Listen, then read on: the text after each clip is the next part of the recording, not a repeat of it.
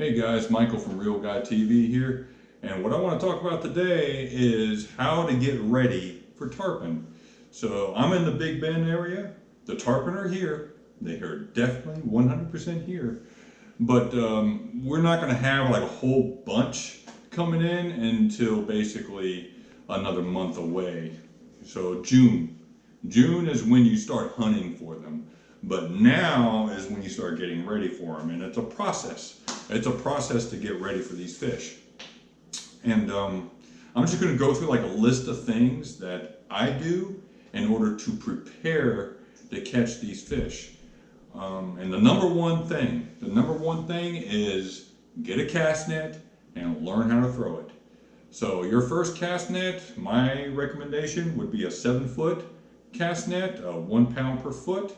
They're really easy to throw. Don't need to put it in your mouth or anything. You could do it with one arm. And basically the baits that we're looking for is mullet. Get the mullet. No matter where you are in Florida, tarpon love mullet.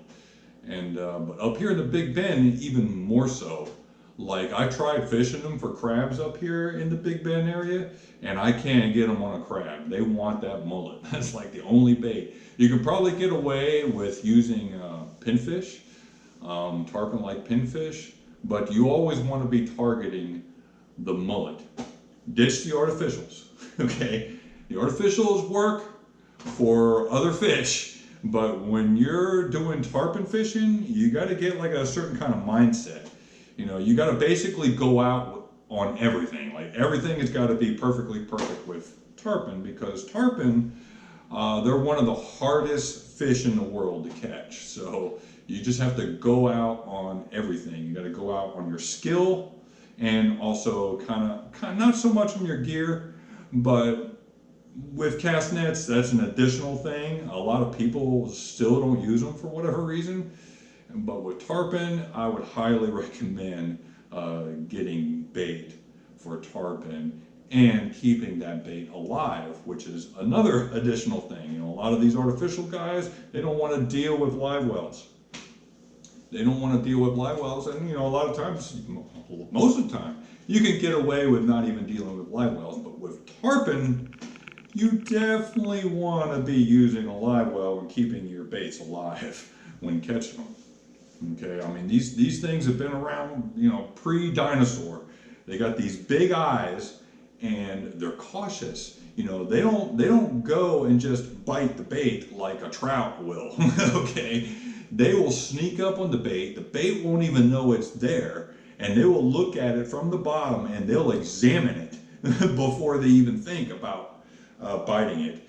And if they see anything off, if they see the line, if it's not swimming right in the water, you know, you can work that artificial. But the thing, a lot of times you don't even know where the damn tarpon are. So you're just throwing this artificial around aimlessly, and it's just really hard to make that artificial look lively in the water all the fucking time when you don't even know if they're tarpon there or not.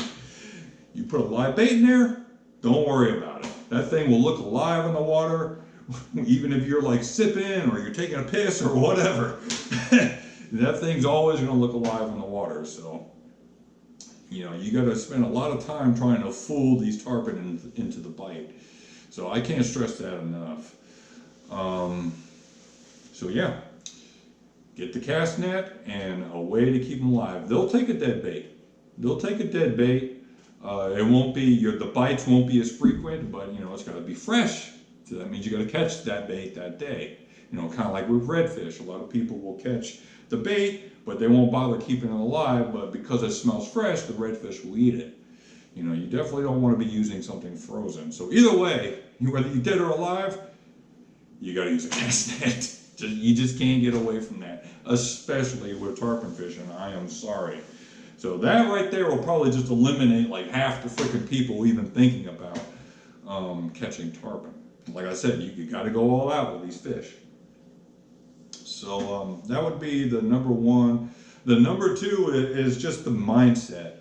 You know, you can't treat tarpon fishing like it's a pastime. Oh, I'm just going to go in there and wet my lines and hopefully hook up on something, you know, maybe drink a couple beers and, you know, get my new girlfriend topless on the boat. And like, you can do all that another day. When you're tarpon fishing, you're tarpon fishing, and you got to be focused on that. You got to treat it like a mission, because I mean, these are trophy fish. They're hard to catch.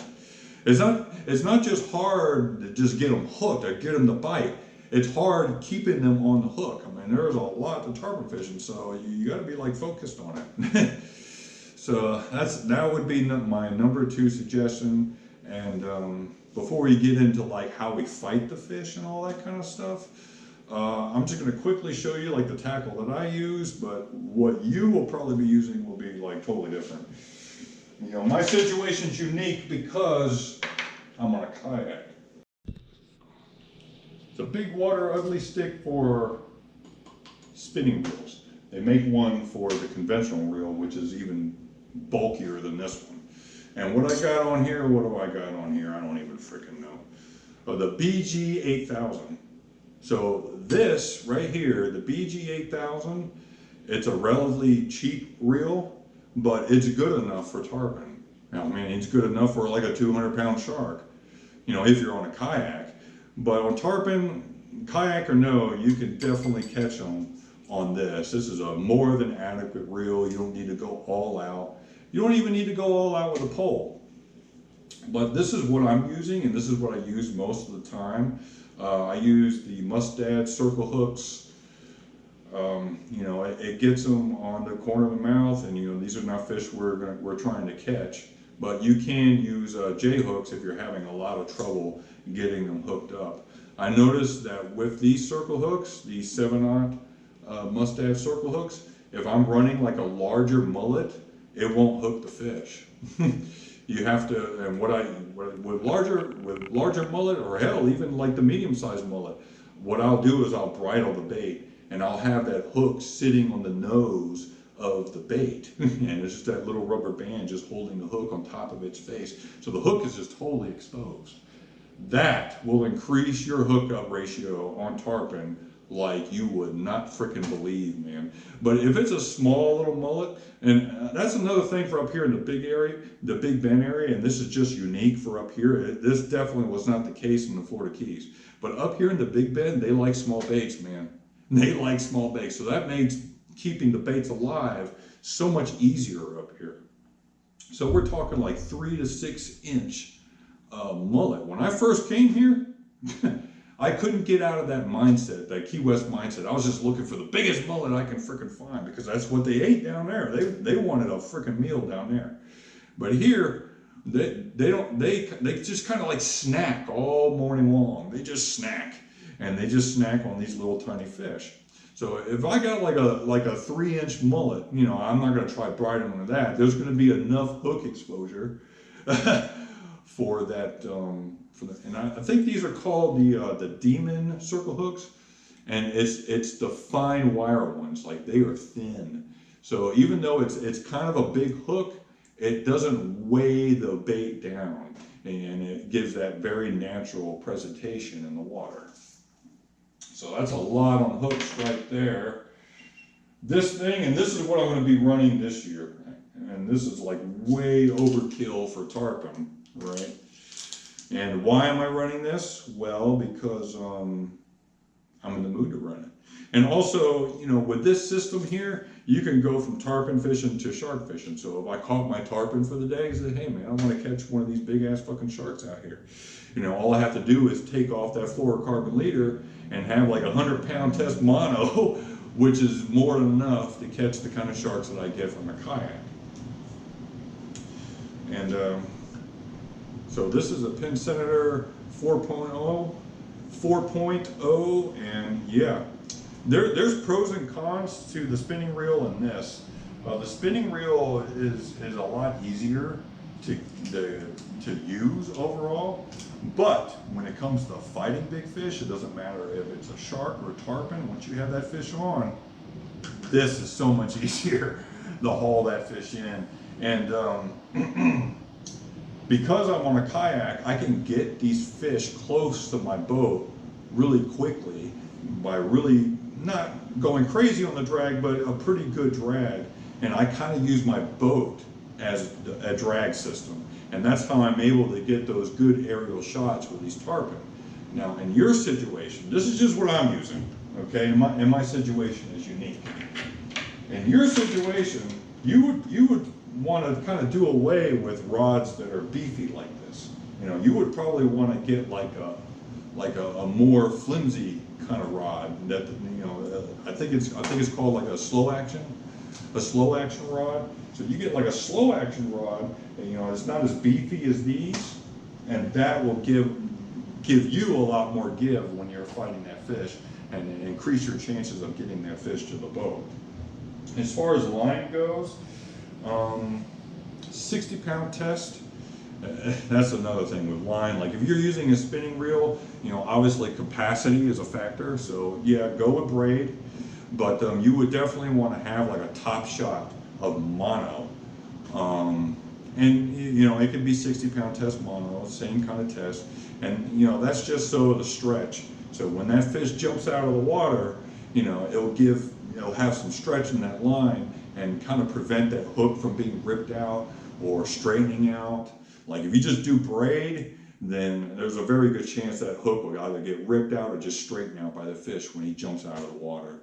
So, you know, all these things combined, you know, kind of having a more flexible reel, having a top shot of mono, you know, that's just giving you more give when that fish jumps, okay, that whiplash. When it jumps out of the water, it does this, and it's just so violent that, that it could just straighten out hooks, pop the line.